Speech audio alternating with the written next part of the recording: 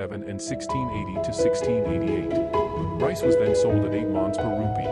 Thomas Bowray, an English merchant sailor who visited the city between 1669 and 1670, wrote that the city was 40 miles in circuit.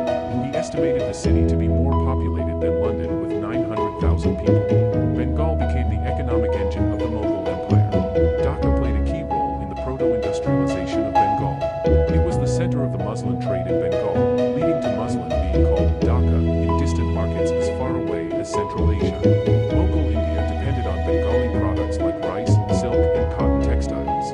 European East India companies from Britain, Holland, France, and Denmark also depended on Bengali products. Bengal accounted for 40% of Dutch imports from Asia, with many products being sold to Dutch ships in Bengali harbors and then transported to Batavia in the Dutch East Indies. Bengal accounted for 50% of textiles and 80% of silks in Dutch textile imports from Asia. Silk was also exported to pre-modern Japan. The region had a large shipbuilding industry which supplied the Mughal navy. The shipbuilding output of Bengal during the 16th and 17th centuries stood at 223,250 tons annually, compared to 23,061 tons produced by North America from 1769 to 1771. The Mughals decorated the city with well-laid-out gardens. Caravanserai included the Barak Katra and Chodo Katra.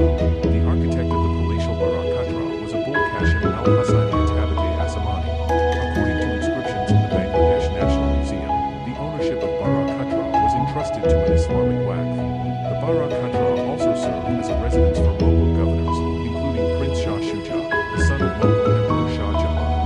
Dhaka was home to an array of Mughal bureaucrats and military officials, as well as members of the imperial family. The city was guarded by Mughal artillery like the Bibi Mariam Cannon, Lady Mary Cannon.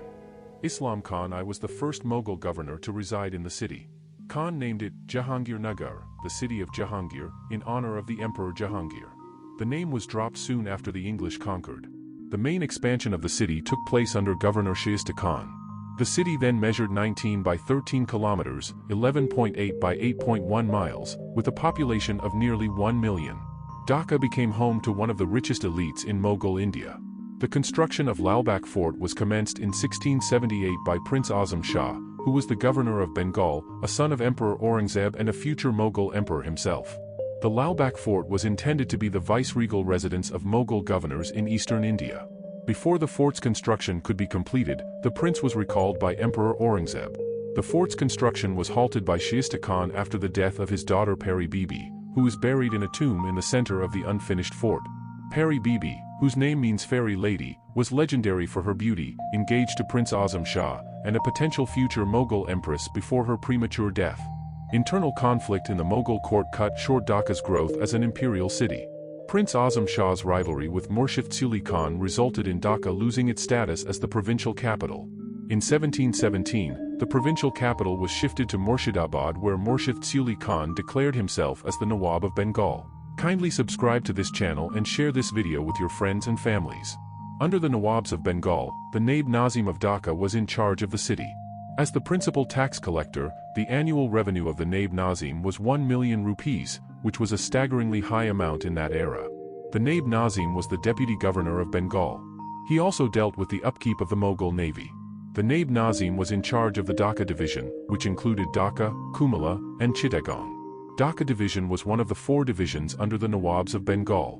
The Nawabs of Bengal allowed European trading companies to establish factories across Bengal. The region then became a hotbed for European rivalries. The British moved to oust the last independent Nawab of Bengal in 1757, who was allied with the French. Due to the defection of Nawab's army chief Mir Jafar to the British side, the last Nawab lost the Battle of Plassey.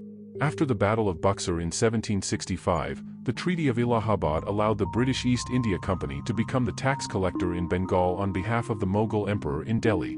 The Naib Nazim continued to function until 1793, when all his powers were transferred to the East India Company. The city formally passed to the control